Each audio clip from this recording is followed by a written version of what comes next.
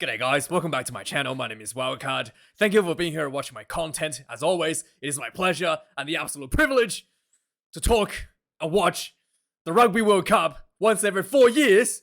And we're only 2 days, 6 hours, 21 minutes and 10 seconds to go from the kickoff between the All Blacks and the French. And sorry about the delay for this particular video. I was waiting for the Tuesday Springboks team announcement. But it just didn't happen. It didn't happen. I waited, and I waited. Didn't happen, and it didn't announce today.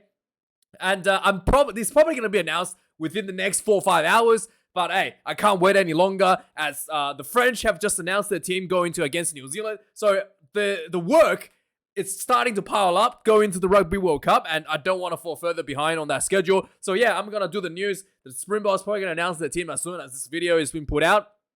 But hey, that's just the way life works. So yeah, this weekend, obviously let's take a look at the schedule for this weekend of Rugby World Cup. We've got New Zealand versus France in their opener match, and then Italy versus Namibia on the next day, on Saturday, really early, I guess during the day in France. So it'll be like 9 o'clock evening for me.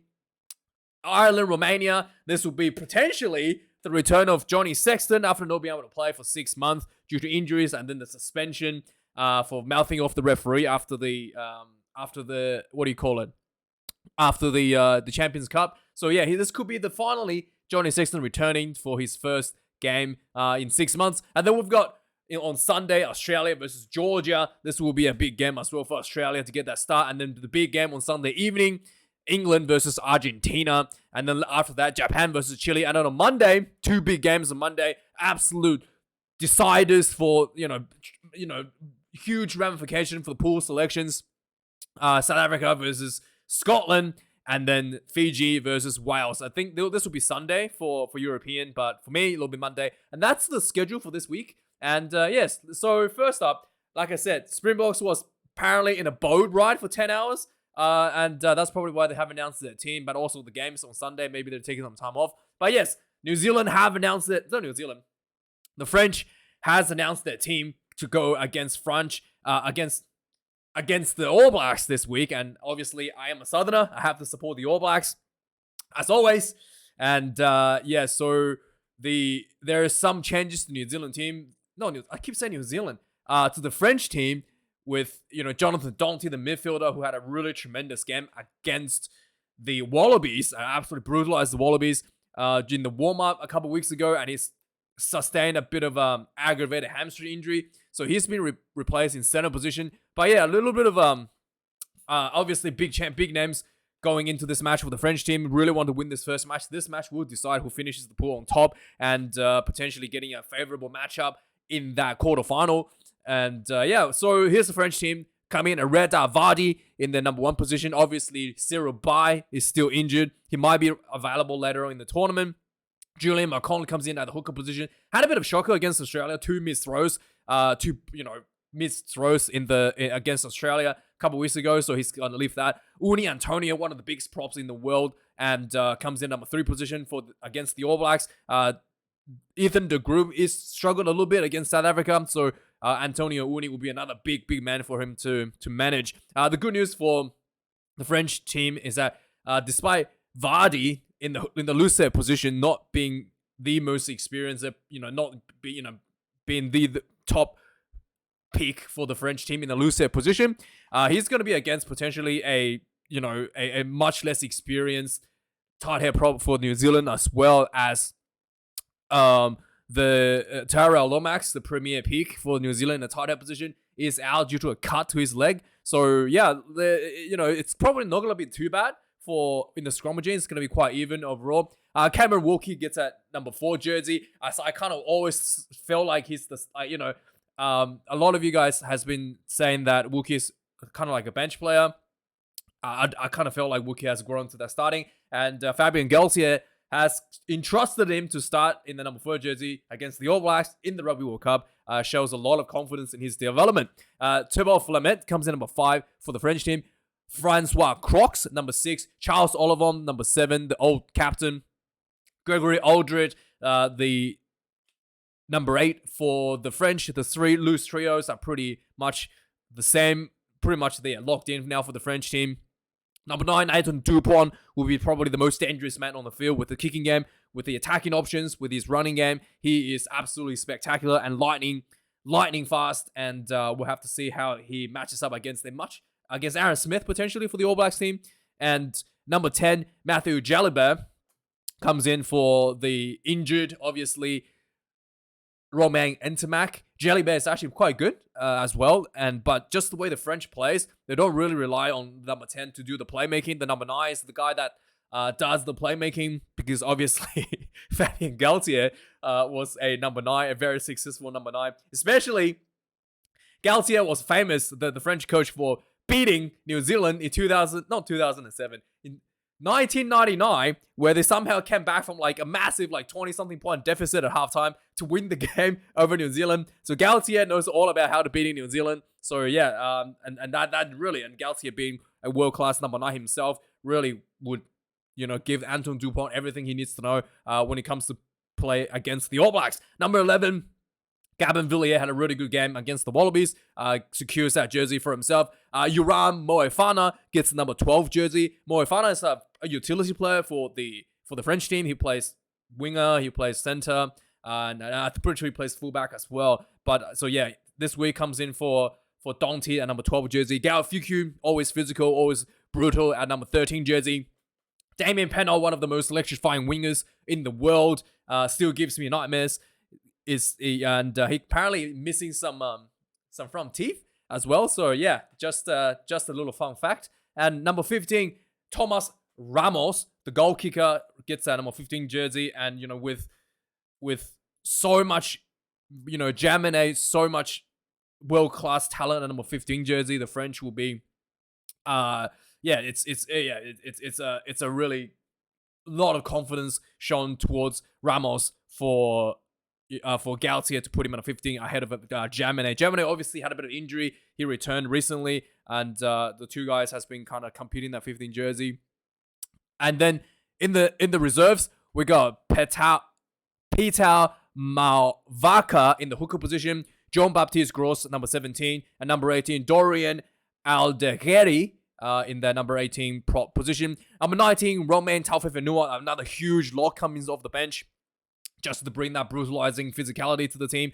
Paul Bolden comes in at number 20 for the French team. Maxime Luku comes in at number 21 for the number 9 reserves. Arthur Vincent, number 22.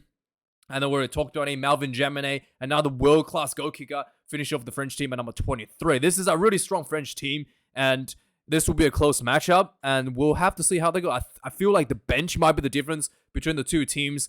If the All Blacks wants to win it, they probably have to bring on more versatile backs off the bench, potentially having Damian McKenzie or something off the bench to potentially to edge themselves out against this French lineup. Yeah, but overall, we'll have to see when the All Blacks lineup being announced and see how that goes. Jonathan Dante injured, we'll already talk about that. There's a bit of a scare for the All Blacks. Jordy Barrett missed the training session this week, so he might not be available this game. And Jordy Barrett, obviously, one of the most critical players for the All Blacks team in their number 12 jersey. The All Blacks do have very good replacement at Anton Leonard-Brown for the 12 jersey, so I'm not too worried about if Jordy Barrett is not available for this game. But obviously, Jordy Barrett is a really, really important player for the All Blacks, and hopefully he will be available to play. Big loss for Fijian rugby this week. Caleb Muntz is ruled out the entire Rugby World Cup to a knee injury during training in a training that was, what do they call him? Non-contact session as well. So some freak accident happened that dislocated his knee, and he's out for the entire World Cup. And Muntz is the world-class goal kicker that Fijian has been looking for. So I don't know what they're gonna do. They might have to call back what's his name, Vola for the goal kicking, if Teddy Teller is not gonna be able to handle that. And with Wales rapidly approaching in that first game, it's too late to call up Vola now, because it's you only got a few days to go. So I guess this is going to be really, really difficult for the Fijians to looking to get out of the pool now, because how good Caleb Muntz has been for the goal kicking for the Fijians. It's going to be really, like, the difficulty for them to get out of the pool has been drastically increased as a result of this injury.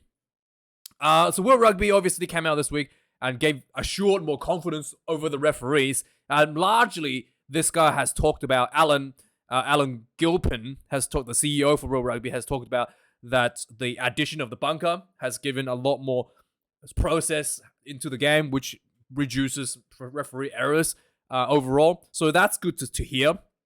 A lot of you guys has raised concerns in the comments that World Rugby is this World Cup, it's going to be decided by red cards or yellow cards, which I do disagree. Okay, first of all, they tried to do that in the last World Cup in 2019, and they're giving out yellow cards, red cards in the pool stage like candies to kids. And then in the elimination rounds, none of the referees had the balls to give out a yellow card or a red card during any of the elimination matches. So I think that's probably going to be, again, in this Rugby World Cup. I'm pretty confident that no referee is going to have the balls to ruin the Rugby World Cup by issuing a red card. And with that being said, that is now passed. That responsibility has been passed to the bunker. So the bunker is just going to be, it's probably just going to not look, it's going to be able to sweep a lot of that issues under the rug and carry on and deal with it after the game sort of thing. So I guess it's kind of good that World Rugby is addressing that issue and trying to make sure that the tournament is not being ruined by cut. I think so. I'm actually quite confident that no game is going to get ruined, at least in the semifinals and stuff, and beyond semifinals and beyond. That's going to be a result of a card. Ireland has issued some injury updates. 3 players are still kind of recovering from injury. The report is that they're okay, ready to play, but they have decided that they're not going to be playing just to keep them safe. The Jack Conan, Dane Sheehan, and Dave Kilcoy has been ruled out of the selections against Romania. I guess the most interesting thing to see is whether or not that Johnny Sexton will be playing, and I think he will be because he really needs his game time. And we'll see what happens this weekend in a few days, actually. And so in Australia now, Michael Hooper has talked about switching to sevens for a little bit, potentially going to the Olympics next year, and it's currently in talks with Rugby Australia to potentially make that switch to the sevens code. He's obviously very disappointed for not making the Rugby World Cup team. I mean, you work 4 years and then to get dropped on the eve of the selection is quite disappointing for anyone. Same with a lot of the players that missed out. And it is, everybody has to know that Eddie Jones runs a tyrannical regime, but Mike Hooper had a bit of an injury that was, that was preventing him from being selected as well. So, yeah, that is, it's just Eddie Jones being brutal, man. So, yeah, there is a selection to the French team. Obviously, the French had another player that was injured. Paul Willemse was ruled out of the tournament, and his replacement was being called into the camp. Bastien Chalureau. Okay, so this guy, he has been. So there's a lot of controversy surrounding this call up because he is currently on a suspended 6-month sentence. 6-month sentence, I think. It's 6 months. Yeah, so he's basically been convicted of a racially motivated assault in 2020, and he's basically facing 6 months in jail, and people are not happy that he's been selected to as a replacement for Paul Willemse. And the French president Macron has come out and said he doesn't want this to happen. There's a lot of people don't want to see this happen, and the Minister of Sport is going to be apparently stepping in to make sure that the French team don't select him. And the player has come out in defense, in tears, saying that hey, he did assault somebody, but he was not. It was not right. He did not do it because he was racist, or he did not use racial slurs against the person that he was accused of assaulting. So yeah, he's quite distraught, but it's really tough, and it's just, yeah, I mean, assaulting anybody is a bit of a bit of a, I think that's already enough to rule you out of Rugby World Cup, right? And then to have, racism attached on top of it just makes it even more of a no-no. So there's an incident here in top 14, and Ronan O'Gara, right? I'm actually quite amazed by this guy. He is just unbelievable. So Ronan O'Gara, there was a bit of an incident where he stood in the way of the ball flying out of bounds and allowed the ball to hit him. And the player, one of the French players, was in the process of catching the ball, pushed him out of the way, and Ronan O'Gara actually had the balls to come out and said that the player he actually had the balls to come out and ask the player to issue him an apology, okay? So let's watch this. And there's no doubt in anybody, if you actually watch rugby, there's no doubt Ronan O'Gara did this on purpose, and he knew exactly what he was doing. So just watch this. Let's just turn the sound off. So Ronan O'Gara stood in his way, got the ball, hit him in the head. Player's not happy, pushed him a couple of times, and Ronan O'Gara has demanded an apology. You know what should happen? You know what should be happening? Ronan O'Gara should be fined for that. He should be fined for that. Ronan O'Gara should not be getting an apology. He should be getting fined for that because he has disrupted actual gameplay, prevented the player from doing a quick line out in advantage for his own team. He knew exactly what he was doing. He should be fined for that and not getting an apology. That is absolutely horrendous from Ronan O'Gara. He has physically disrupted the match and allowed a huge advantage to his own team for preventing the quick throw. The rule is, in case you don't know, if a ball touches any other person out of bounds, that is not, the guy that's currently in play, you can't do a quick throw. It's not even like he can grab the ball and do a quick throw anyway. He's not allowed to do a quick throw anymore once he touches someone out of bounds. And if you watch this video, everybody knew this. Everybody knows this. Everybody knows what's going on. And they can see the players and everybody moved their way. And O'Gara stood in his place. You can see it, right? He see the ball coming. It's not like he wasn't looking. He knew exactly what's happening. The players around him started moving away. He just stands there, gets himself hit by the ball. He knew exactly what he was doing, and he should be fined. It's absolutely horrendous. And he has the balls to come out and demand an apology. Are you kidding me, Ronan O'Gara? Are you kidding me, mate? Seriously. He should be fined. Like, this should not be allowed. He has drastically changed the game in favor of his own team. And are you kidding me? And he deserves an apology. Unbelievable. Anyway, so the Eddie Jones, obviously, starting playing mind games already, he's fired a shot at England Rugby by claiming that the current failings of England Rugby is due to a lack of development from the Rugby Football Union, which is the head governing body of England Rugby. And he's basically saying that, hey, it's not his fault that England failed. You look at Bothwick, he's failing as well. And that is because there is a lack of development coming through, lack of quality players coming through to fill the aging talents that England is currently having. And so he's already throwing some bombs at England Rugby. So when in Australian camp, Jem Slipper is probably not going to be playing Georgian Clash as he's having a tendon problem in his foot. Next up, so finally somebody has looked into New Zealand Rugby, as we all kind of been speculating that the management in New Zealand Rugby is utterly failing due to the fact that they somehow have to sell like a percentage of the ownership to Silver Lake to just patch out their losses, to hand the money out to get everybody to like fill up the debts.